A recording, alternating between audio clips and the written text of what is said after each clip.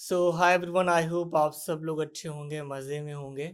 Nifty as per the analysis काफ़ी अच्छा move दे चुकी है। आज आप लोग देख सकते हैं, जैसा कि मैंने बताया था, इस रेंज के अंदर ओपन होती है और इस रेंज का जैसे ही ब्रेकआउट होगा या ब्रेकडाउन होगा, हमें एक शार्प मोमेंटम देखने को मिल सकता है। एंड रियलिटी में यही हुआ है, आप लोग देख सकते हैं।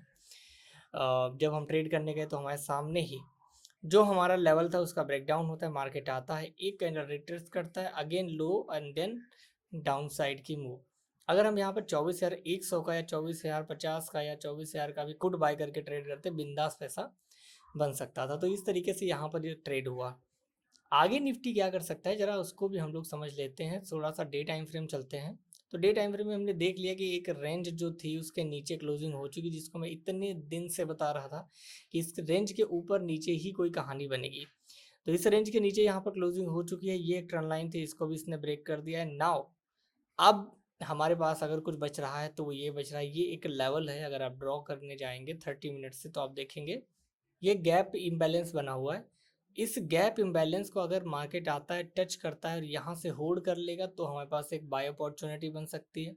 एक और चीज़ है कि अगर ये फ्लैट ओपन हो, इस रेंज को ऊपर की तरफ तोड़ दे तो फिर से हमें एक ऊपर की तरफ ट्रेड मिल सकता है। अगर इसको नीचे तोड़ देगा तो भी सेल मिल सकता है, ये एक सपोर्ट बनेगा। अगर सपोर्ट भी टूट जाता है तो फिर हमारे पास एक मेजर सपोर्ट आएगा, ये कि मार्केट अब इस जोन में एंटर करेगा, जिस जोन के नीचे मैं हमेशा इसको बेरिश मानते हुए आ रहा था कि और भी ज़्यादा वीक हो सकता है। उस जोन में अगर ये एंटर करता है और क्लोजिंग देता है तो कहीं ना कहीं मार्केट थोड़ा फंसेगा और उसके बाद वीकनेस के साइन दिख सकते हैं। बट फिर से जो भी चल रहा है वो सब चल रहा है ईरान वार के भरोसे। जो चीज़ें जैसे घटित होती जा रही, जो न्यूज़ आती जा रही हैं, चाहे वो ईरान वार हो या अदर भी जो है, उन्हीं की कहानी के हिसाब से ये मूवमेंट हो रही है। रियलिटी कुछ और भी हो सकती है। जब ओपन होगा तभी हम कंफर्मेशन देख करके आगे ट्रेड करेंगे।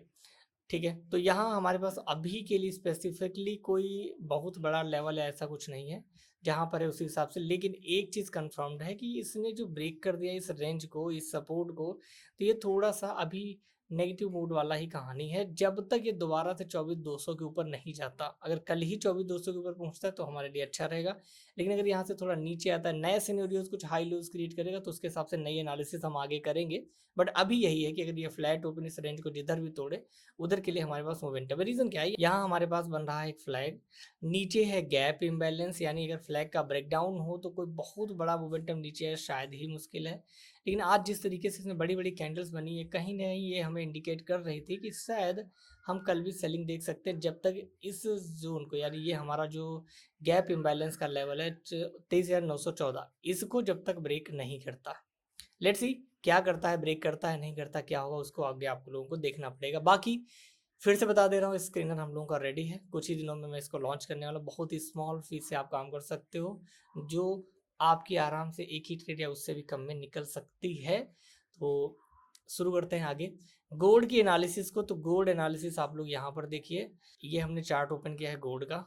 काफ़ी बढ़िया ब्रेकआउट देखिए ऑलरेडी निकल रहा है। प्रीवियस लो का जो स्वीप हुआ, कैंडल निकली, पॉजिटिव निकला, कल के हाई के ऊपर क्लोज, आज भी हाई के ऊपर निकल रहा है। बहुत अच्छे तरीके से गोल्ड भागता हुआ जा रहा है। ठीक है, और यहाँ पर क्योंकि एक रैली यहाँ से ऊपर हो चुकी है तो थोड़ा सा मैं एक्सपेक्ट कर रहा हूँ एक डिप आ जाए थोड़ा। ठीक है, एक डिप आ जाए एटलीस्ट। दो एफ वी जीज यहाँ पर हमारे पास मौजूद हैं, ये है और एक ये है। और इसके बाद यहाँ पर ये एक एफ वी जी है जिसको इसने टैप ऑलरेडी कर लिया है। ठीक है, तो इस एफ वी जी का मतलब भी बनता, मेन एफ वी जी अभी यहाँ पर ही है। तो अगर ये थोड़ा अभी यहाँ पर है, थोड़ा रिट्रेस करें, देन यहाँ पर कोई नया एफ वी जी क्रिएट हो, उसका ब्रेक करके ऊपर जाएगा तो हमारे लिए और भी अच्छा। ये 4 आवर है, हालांकि अभी हम स्मॉल टाइम फ्रेम में चलेंगे। जैसे 1 घंटे के टाइम फ्रेम में आ रहे हैं तो 1 घंटे में ये एफ वी जी बना था, इसी को इसने टैप किया, यहाँ से ऊपर की तरफ रैली करा। तो देखा जाए तो ये एक रनिंग ट्रेड था, जो कि थोड़ा मैं ध्यान नहीं दिया हूँ। ये काफ़ी ठीक ठाक ट्रेड लग रहा था। 1:3 यहाँ तक, क्योंकि ये एक रेजिस्टेंस जोन है तो इसे थोड़ा नीचे ही इसको रखना पड़ेगा ट्रेड को, क्योंकि रेजिस्टेंस जोन है, डायरेक्ट वहाँ से निकलना मुश्किल है। यहाँ पर भी कोई ना कोई एफ ऑर्डर ब्लॉक या कुछ बन रहा होगा तो वहाँ फेल हो सकता है। 1:2 लगभग लगभग इसके लिए सही रहेगा। तो ये एक ट्रेड था, यहाँ पर मिस हो गया है। खैर कोई बात नहीं, ये तो सारी चीज़ें चलती ही रहती हैं ट्रेडिंग में। एंड ये एक एफ है जिसको इसने ब्रेकआउट एंड टैप किया था, फिर ऊपर की तरफ रैली किया था। अब नेक्स्ट जो मूवमेंट इसमें फ्लैग के लिए हो सकती है वो ये हो सकती है, ये एक टॉप है जो एक रेजिस्टेंस का काम करेगा। ठीक है, ये एक टॉप है जो एक रेजिस्टेंस का काम करेगा। और सबसे बड़ी बात यहाँ पर ये जो गोल्ड है नॉन स्टॉप भागता जा रहा है, क्योंकि ऊपर कहीं पर भी हमारे लिए एफवीजी नहीं है। ठीक है, कंटिन्यू मार्केट भागता ही जा रहा है। एक ये यहाँ पर लगभग क्रिएट होता है, वो भी टैप हो चुका है, डायरेक्ट भागता जा रहा है। 4202 एक रेजिस्टेंस जोन भी है, जिसको देखते हैं मार्केट कैसे फॉलो करेगा, उस हिसाब से ट्रेड करेंगे। ऊपर अगर हम पहुंचते हैं तो ऊपर भी हमारे पास जो एफवीजी क्रिएट हो रहा है वो यहाँ पर है, राइट। तो अब हम ये कह सकते हैं कि शायद अगर 4202 को तोड़ देता है तो हम इसके बाद मोमेंटम ऊपर भी देख सकते हैं और भी ज़्यादा। लेट्स सी क्या कैसे होता है, उसके हिसाब से काम करेंगे। क्योंकि यहाँ पर जो अब मेन है, अगर इसको नीचे भी गिना तो एटलीस्ट 42 का जो हाई है इसकी लिक्विडिटी ग्रैब करे, नीचे क्लोज दे और फिर नीचे की तरफ आए, तब ज़्यादा बेटर रहेगा। या फिर इसके ऊपर यहाँ पर हमारे पास लिक्विडिटी उसको ब्रेक करके फिर नीचे आ सकता है। डे टाइम फ्रेम के हिसाब से अगर हम देखें तो बहुत दिनों से जो ये हाई पड़ा हुआ था मार्केट ने, इसकी लिक्विडिटी लो जो पड़ा था यहाँ पर, ये हुआ यहाँ पर, ये एक कंटिन्यू पिछले 2-3 बार से ही पिछले लो को स्वीप करके ऊपर जाने की कोशिश कर रहा था, लेकिन कर नहीं पाता। फाइनली आज स्ट्रेंड लाइन ब्रेक होता है, ये स्वीप ऑलरेडी हो चुका था, तो ये काफ़ी अच्छा मोमेंटम देने की कोशिश कर रहा है, जो कि आना भी चाहिए था, क्योंकि गोल्ड बहुत दिन से कंसोलिडेटेड था, कोई ढंग का मूवमेंट इसमें नहीं आया था। तो अब देखना होगा कि आगे यहाँ पर क्या सिनेरियोज क्रिएट होते हैं। मेरे हिसाब से तो यही है कि ये एक 42 के रेजिस्टेंस को ट्रीट कर सकता है एज अ रेजिस्टेंस। अगर इसका ब्रेकआउट होता है देन हम आगे उम्मीद करेंगे कि शायद हम 4300 के आसपास देख सकते। तो हो सकता है यहीं से एज अ रेजिस्टेंस को ट्रीट कर रहा है, तो मे बी यहीं से मार्केट जो है डाउन जाने की उम्मीद हो सकती है, थोड़ा सा रिट्रेस कर सकता है।